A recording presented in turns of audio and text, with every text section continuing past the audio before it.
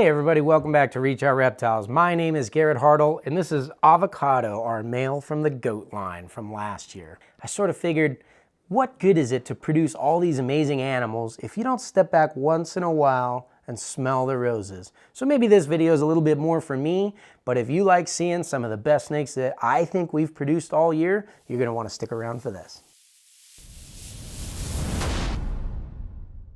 So coming in at number 5 is our recent clutch of Selayer Motley Tiger albinos that are 100% het for snow. Now you guys know I love Motley Tigers. Tigers alone are a gorgeous snake, and so are Motleys, especially when you combine the rich colors of the Selayer locality in there. The Motleys are gonna bring out that donut pattern that they naturally have, and the Tigers brighten and stretch the pattern so that you can really see what that locality is capable of.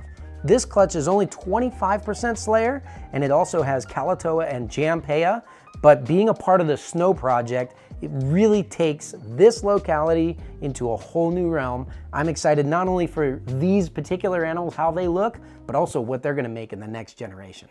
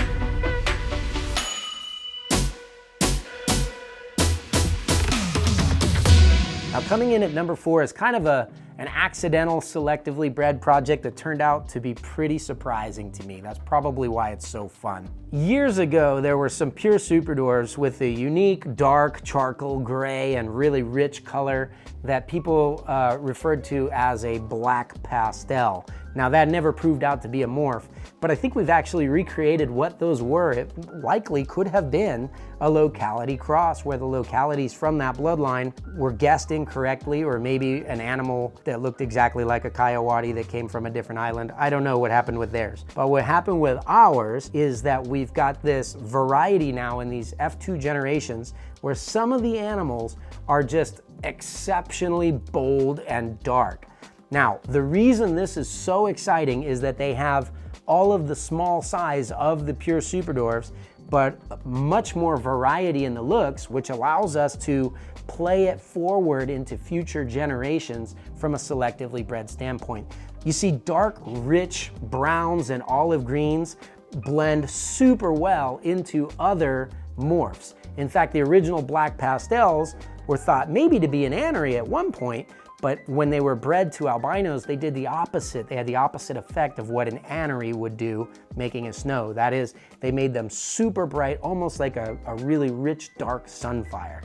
So looking at that with some of the morphs that are available today, gosh, we have like Superdwarf orange ghost stripe, pieds, all kinds of stuff that could be bred into these. And because we don't know exactly what island they came from, they're the perfect projects to found a whole new generation of vibrant, tiny Superdwarf morphs.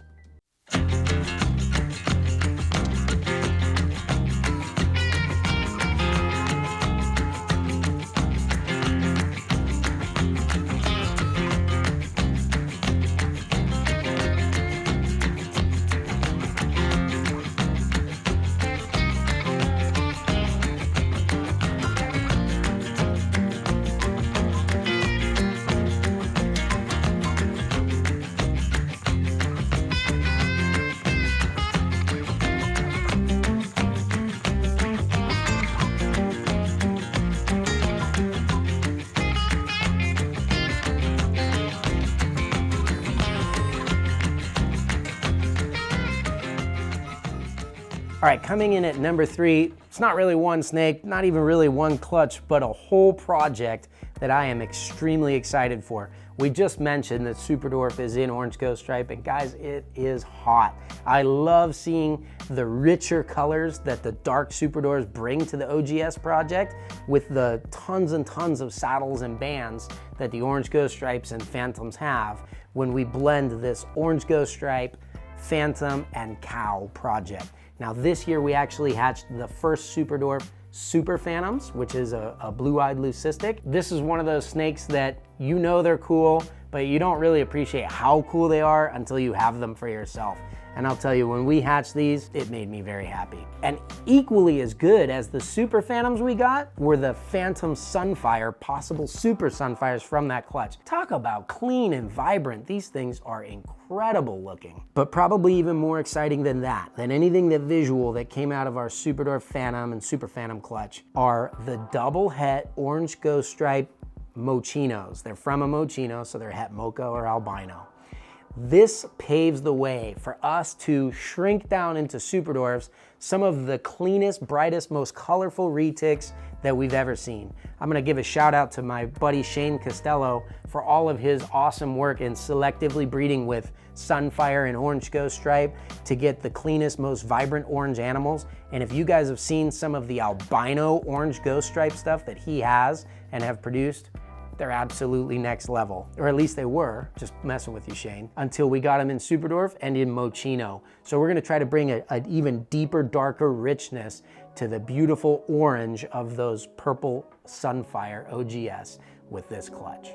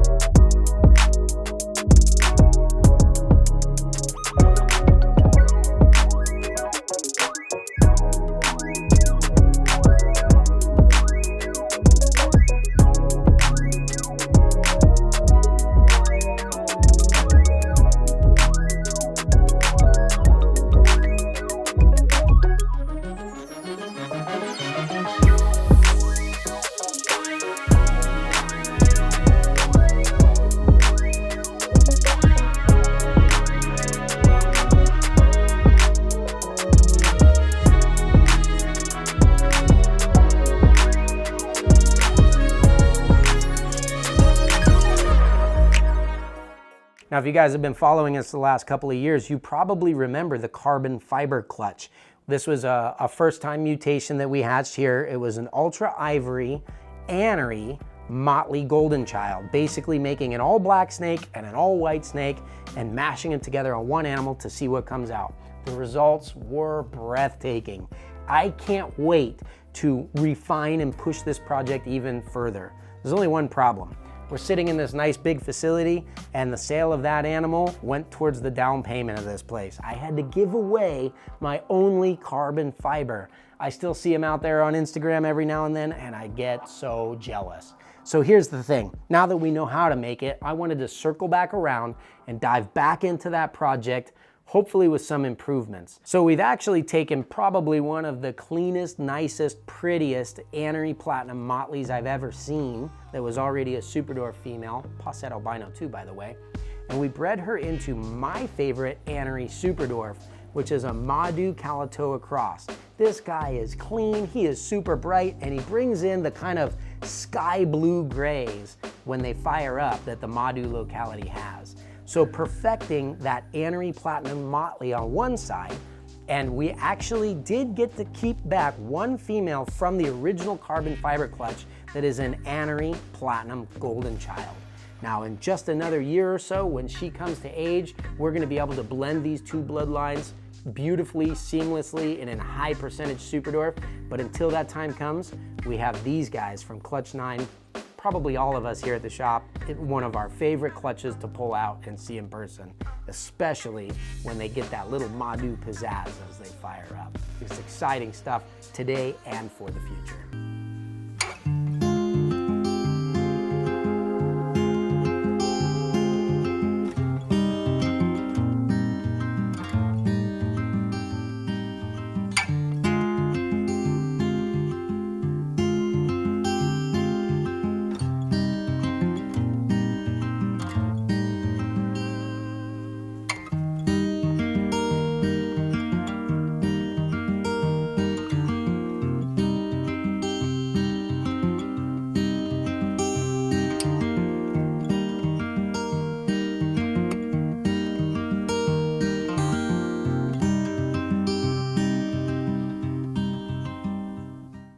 Now, if all that wasn't enough for you, I have one more, kind of a hidden beauty thing, sort of like Avocado here has going on. This is one of our more vibrant animals, being a Sulawesi Superdwarf, the goat line we call it, but he's deep in blue. And so the colors underneath can't be shown. Our number one for 2022 is a similar project. We have finally brought 100% double het purple albino and piebald into Superdwarfs. Now this breeding again is another one of John Cashman's, but he took one of the fruits of his hard-earned labor for generations, putting together a purple Sunfire pied, and he took a nice small male and bred it into the brightest, cleanest line of Kalatoa. That's gonna be the TK or Travis Kubis line of Kalatoas, making these 50% Kalatoa from a pure Superdwarf mother. They turned out small. They have a really high saddle count like the Kalatoa. They have the bright contrasted colors of the Kalatoa. They have the amazing orange colors of the Sunfire, and they're the animals that are going to make probably the best staple market for the future of dwarf and Superdwarf breedings.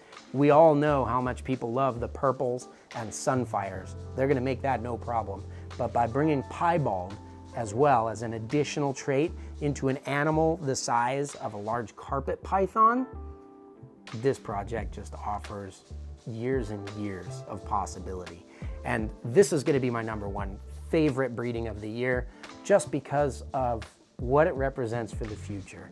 I love making these hets, and it's very few people can actually appreciate what's going on inside of the animals, which is funny to me, because from an investment standpoint, it's always cheaper to get in at the ground floor buying hets than it is to wait until the visuals are produced and wish you had gotten in earlier, but that's what most people are going to do. So I'm just very excited to be out working with John Cashman. He's been a good buddy of mine for a long time. I love these animals that he produced, and to be in on the ground floor of something that's gonna be so exciting for so many people for so long, that's gotta be number one.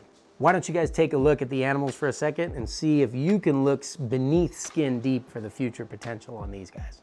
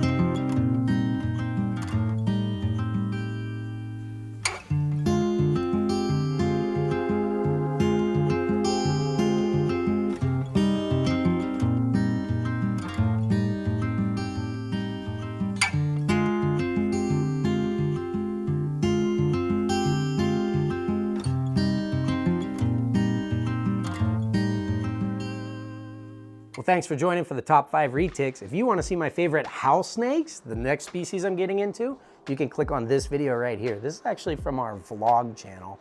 Pretty fun. There's a lot of little hidden gems in there as well. You guys will have to check it out, see what you think, because I think it's pretty fun.